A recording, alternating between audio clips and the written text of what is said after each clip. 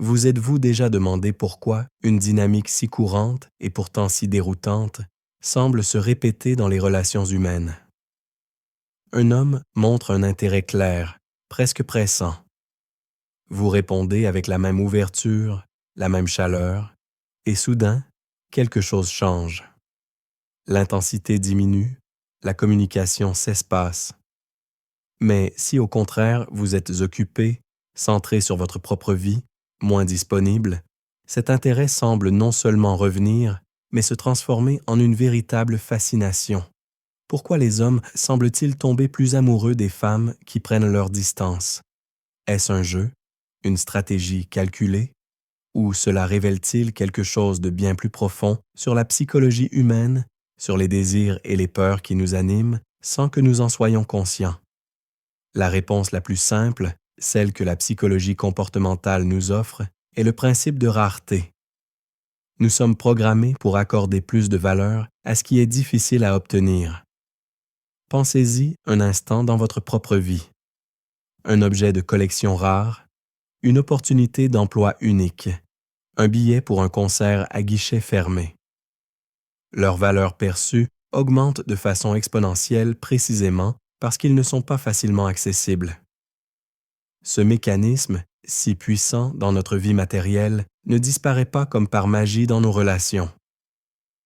Quand une femme est constamment disponible, répondant à chaque message instantanément, annulant ses plans pour s'adapter à lui, elle peut, sans le vouloir, diminuer sa propre valeur perçue.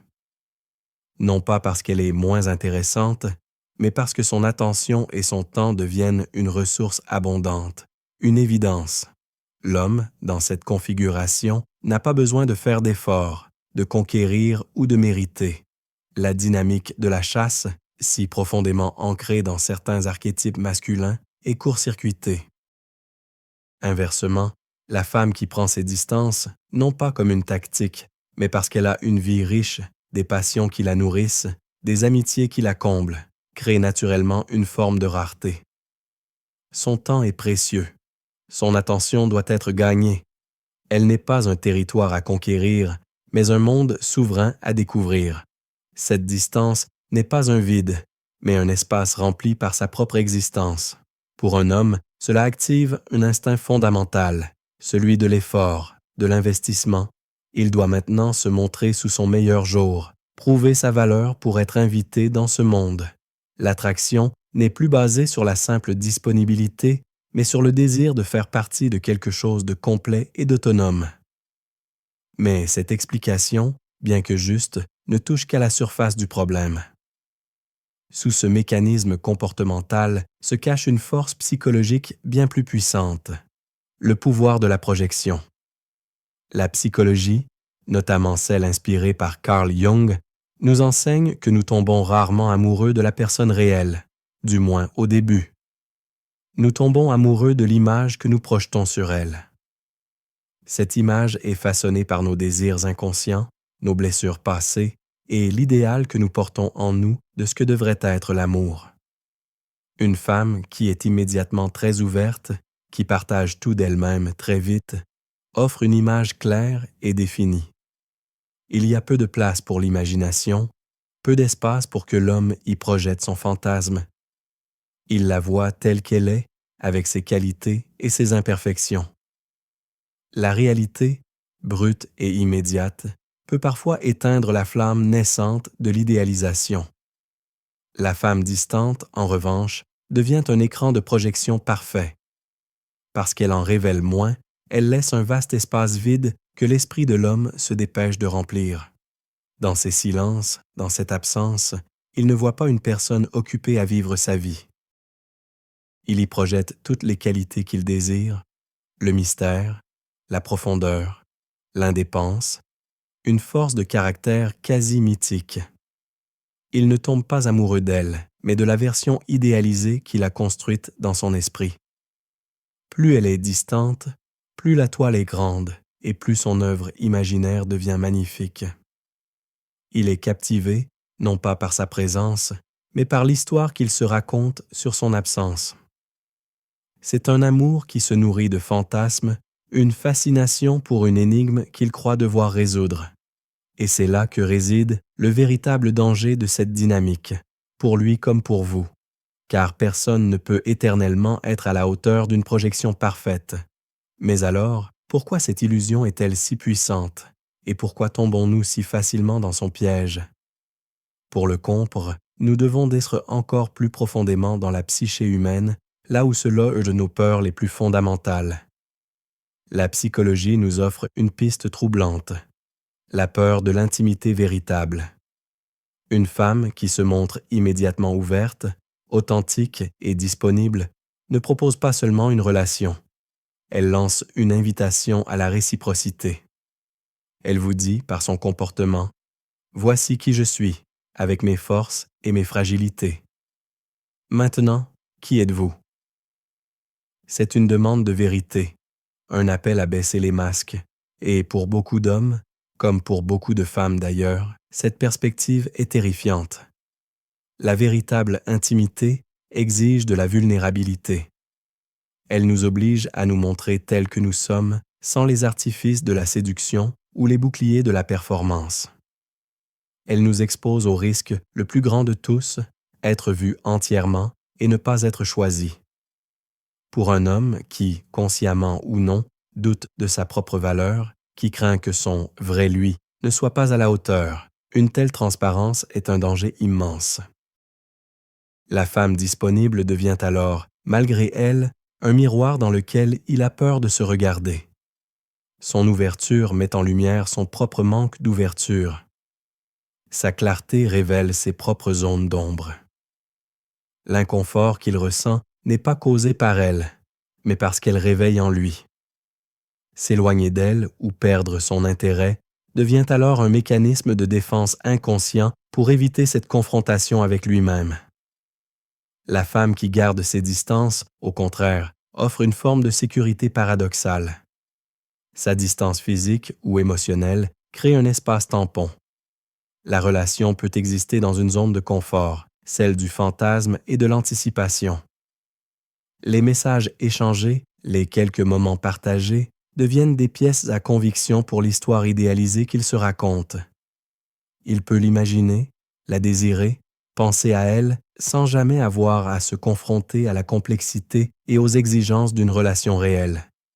C'est un amour sûr parce qu'il n'est pas entièrement réel. Il peut se sentir vivant, passionné, amoureux, tout en restant protégé de la vulnérabilité. Il n'a pas à se montrer pleinement, car elle ne se montre pas pleinement non plus. La distance de l'autre devient une excuse parfaite pour maintenir sa propre garde. Avez-vous déjà ressenti cela? Cette étrange sensation où l'idée de quelqu'un est plus excitante que la personne elle-même? Ce moment où le début d'une relation, remplie de possibilités et de mystères, vous semble infiniment plus attrayant que la perspective d'un engagement stable et connu. Ce n'est pas un signe de superficialité. C'est souvent un signe que nous avons peur. Peur que la réalité ne soit pas à la hauteur du rêve. Peur que nous-mêmes ne soyons pas à la hauteur de la réalité. L'homme attiré par la femme distante n'est donc pas nécessairement un manipulateur ou un joueur. Il est souvent quelqu'un qui est aux prises avec sa propre peur de l'échec relationnel. Être rejeté par une personne réelle qui vous a vu tel que vous êtes est une blessure directe à l'estime de soi. Mais être rejeté par une énigme, par quelqu'un qui reste insaisissable, est bien plus facile à rationaliser. On peut se dire qu'on n'a jamais vraiment eu sa chance, que les circonstances n'étaient pas les bonnes. L'ego est sauf. La fascination pour la femme distante est donc aussi, et peut-être surtout, une stratégie inconsciente pour se protéger de la douleur d'un véritable chagrin d'amour. C'est un amour à faible risque, mais aussi, inévitablement, à faible récompense. Au-delà de nos peurs individuelles, nous sommes aussi les produits de nos cultures et des histoires que nous nous racontons depuis des millénaires. Plongeons dans le monde des archétypes, ces modèles de comportement universels qui sommeillent dans notre inconscient collectif. L'un des plus puissants, particulièrement pour l'identité masculine, est l'archétype du héros. Le héros n'est pas celui qui est parfait, mais celui qui se lance dans une quête. Il doit affronter des épreuves, surmonter des obstacles et vaincre un dragon pour sauver la princesse ou rapporter un trésor. C'est l'histoire d'Ulysse, du roi Arthur et de presque tous les protagonistes masculins de nos films et de nos léges. Cette structure narrative n'est pas anodine. Elle façonne profondément la manière dont beaucoup d'hommes conçoivent leurs valeurs et leur but dans la vie, y compris en amour. L'amour, dans ce scénario, n'est pas quelque chose qui se donne et se reçoit librement. C'est une récompense, le point culminant de la quête. Pour qu'il y ait une quête, il faut un obstacle. Une femme immédiatement disponible, chaleureuse et ouverte, aussi merveilleuse soit-elle, ne représente pas un obstacle. Elle est une partenaire, une égale, prête à construire une relation sur des bases saines de communication et de réciprocité. Mais pour le psychisme programmé par le mythe du héros, cette facilité peut être déconcertante. Où est le dragon à terrasser? Où est le défi qui lui permettra de prouver sa valeur? S'il n'y a rien à gagner, comment peut-il se sentir comme un héros? La femme qui perd ses distances, en revanche, incarne involontairement le rôle du trésor à conquérir. Son indépendance est la forteresse à assiéger. Son indisponibilité est le monstre qui garde l'entrée. Chaque message sans réponse immédiate, chaque invitation déclinée parce qu'elle a d'autres projets, devient une épreuve dans la quête. La séduire n'est plus simplement une affaire de connexion humaine. Cela devient une mission, un projet qui donne un sens et une direction. L'intérêt de l'homme n'est plus seulement focalisé sur elle en tant que personne, mais sur l'objectif de l'obtenir. Le processus de la conquête devient plus enivrant que la personne elle-même. La dopamine, l'hormone de l'anticipation et de la récompense, inonde son cerveau à chaque petit signe de progrès, créant une forme d'addiction à la poursuite. Avez-vous déjà observé cela autour de vous, ou même en vous? Cet homme qui perd tout intérêt une fois la relation établie, comme s'il avait gagné le match et ne savait plus quoi faire sur le terrain?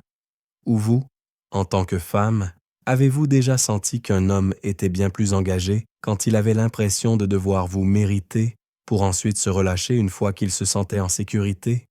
Ce n'est souvent pas un signe de méchanceté ou de manipulation consciente. C'est le signe d'une personne qui fonctionne selon un script inconscient. Un script qui lui dicte que sa valeur est liée à sa capacité à surmonter des défis. Sans défi, il se sent inutile, voire inadéquat. Le paradoxe tragique de cette dynamique est que l'homme, en poursuivant la femme distante, ne cherche pas vraiment l'amour. Il cherche la validation de sa propre identité de héros. Et si jamais il réussit sa quête, si la femme distante décide de s'ouvrir et de devenir disponible, le mythe s'effondre. Le trésor est trouvé, le dragon est vaincu, la quête est terminée.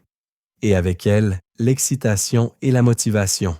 Il se retrouve alors face à une personne réelle et non plus un objectif, et il ne sait pas comment interagir avec elle en dehors du cadre de la poursuite.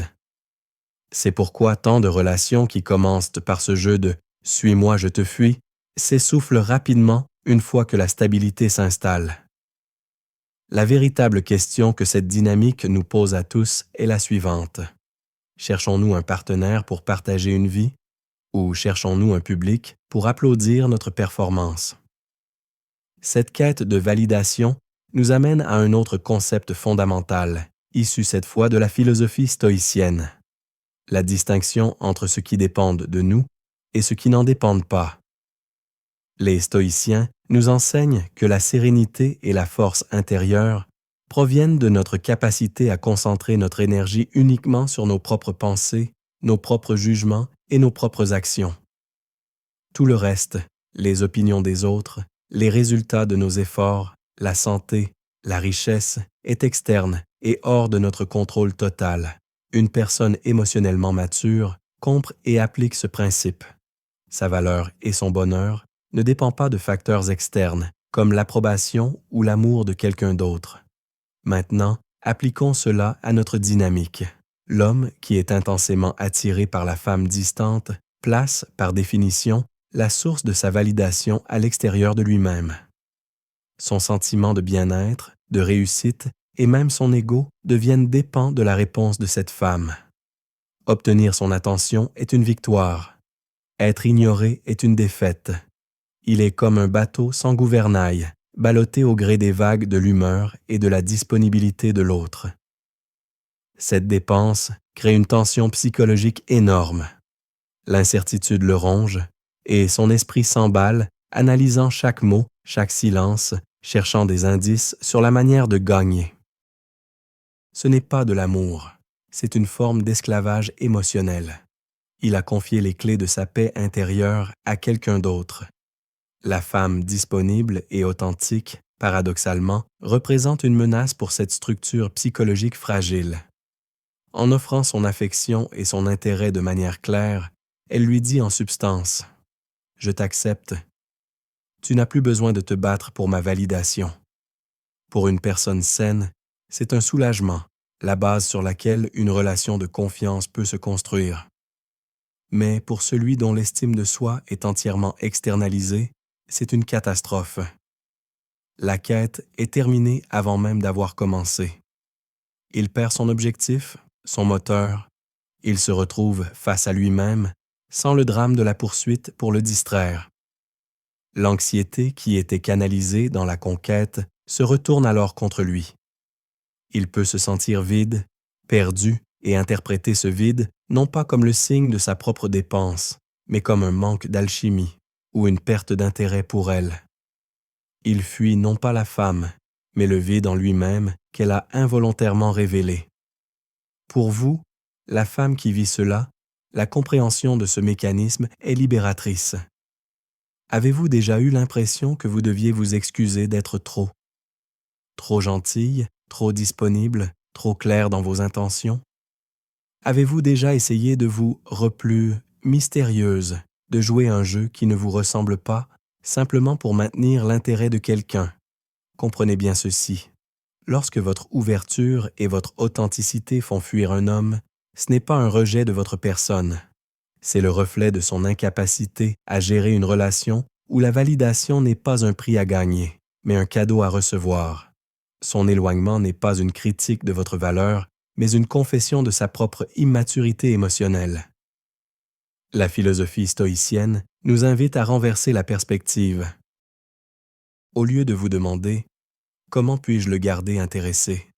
demandez-vous « Est-ce que je veux vraiment être avec quelqu'un dont l'intérêt pour moi dépend de mon indisponibilité?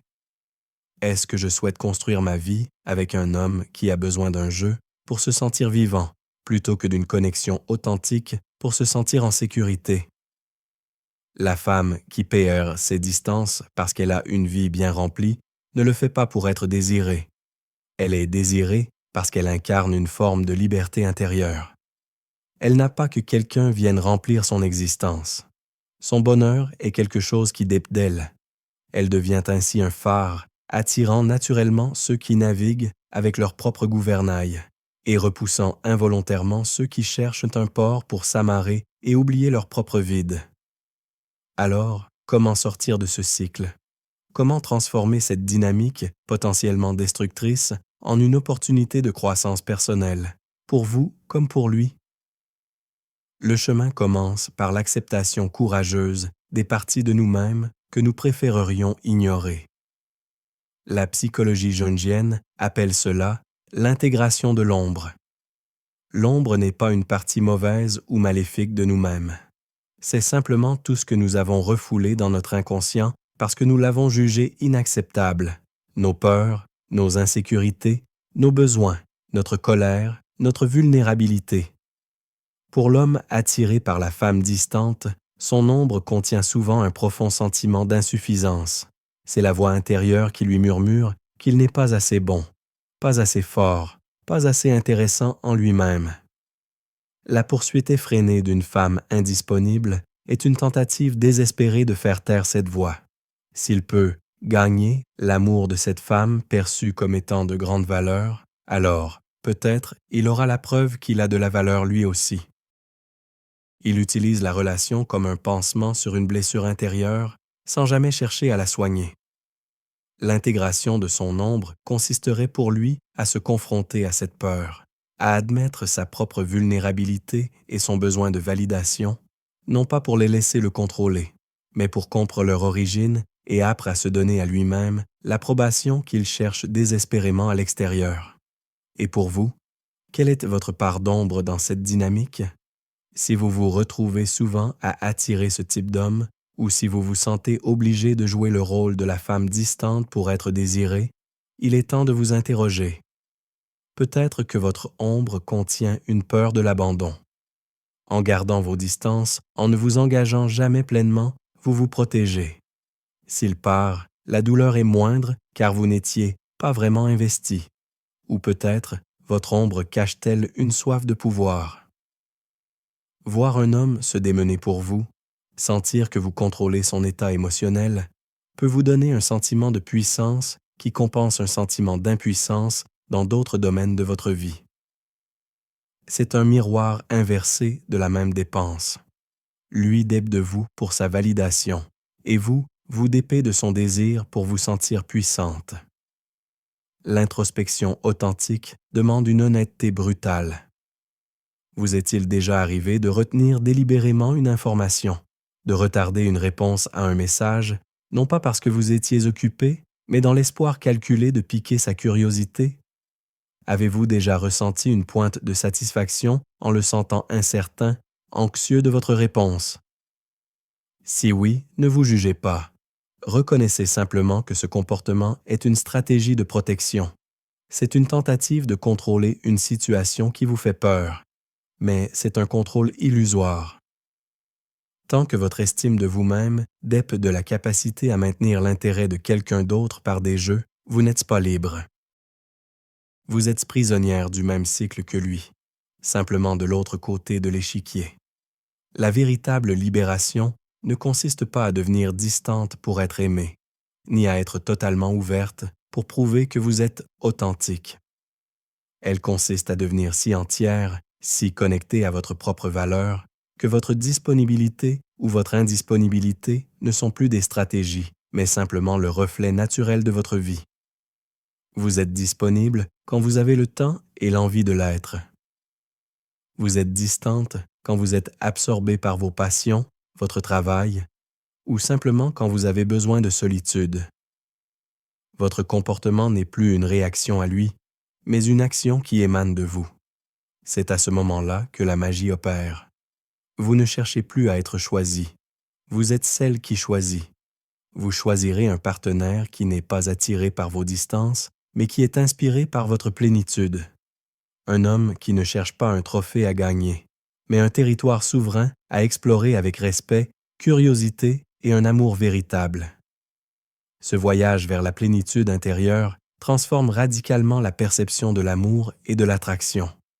Il ne s'agit plus de combler un vide, mais de partager une abondance.